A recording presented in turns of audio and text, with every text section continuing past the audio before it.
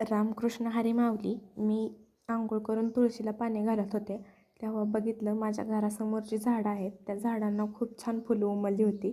अपराजिताचं फुल आहे बघा, किती छान दिसतं आणि त्याचा कलर पण किती छान आहे. पारिजातकाच्या पण झाडाला खूप फुलं लागली होती आणि शेवंतीची खाली जी छोटी रोपं आहेत त्याच्यावरती फुलं पडली होती.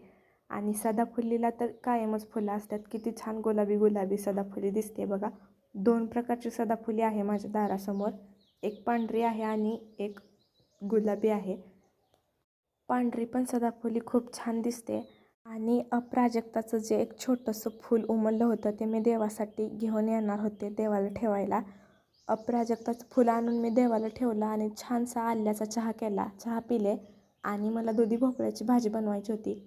रानातून पप्पांनी दुधी भोपळा आणला होता हा. आणि आमची गुरं रानात आहेत, म्हणजे आमच्या म्हशी शेळ्या रानात आहेत आणि सकाळी पप्पाला रानात गुरांची धार काढायला जावं लागतं. आणि पप्पा रानातून आले होते, त्यांच्यासाठी मला नाश्ता बनवायचा होता म्हणून मी शिरा बनवत होते. कढईमध्ये तूप टाकून रवा मी भाजून घेतलेला आणि असा लाल होईपर्यंत रवा मी भाजला होता. आणि मम्मी वेलची पूड, जायफळ, अजून काहीतरी असं टाकून बारीक पावडर बनवून ठेवली आहे.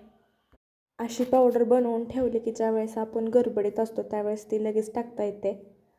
कढईमध्ये पाणी ठेवून मी त्याच्यामध्ये साखर, वेलची पूड टाकली होती आणि नंतर त्याच्यामध्ये रवा पण टाकला होता भाजलेला. आणि त्यामधलं पाणी असं छान आटलं होतं आणि शिरा पण माझा तयार झाला होता.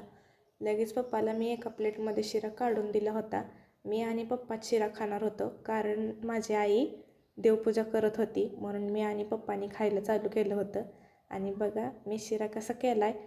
पप्पाला शिरा देऊन मी पण शिरा खायला घेतला होता. आणि शिऱ्यात तूप दिसतंय बघा किती, कारण माझ्या घरचं तूप आहे त्याच्यामुळं मी तूप भरपूर टाकत असते. आईची अजून देवपूजा चालू होती त्याच्यामुळं मी शिरा खाऊन झाल्यावर लगेच दुधी भोपळा बनवत होते.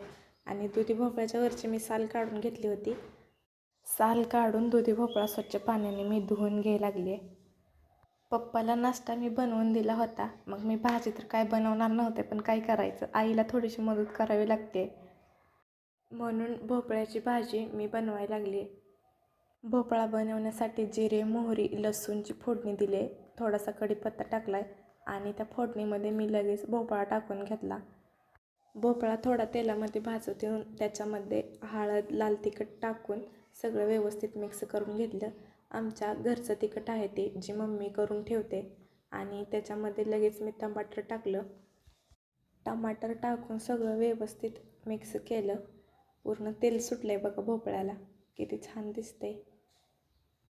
टमाटर भोपळ्यामध्ये व्यवस्थित शिजण्यासाठी मी मीठ टाकलं आणि त्याच्यामध्ये तुरीची डाळ टाकली आणि परत एकदा सगळं मिक्स केलं आहे.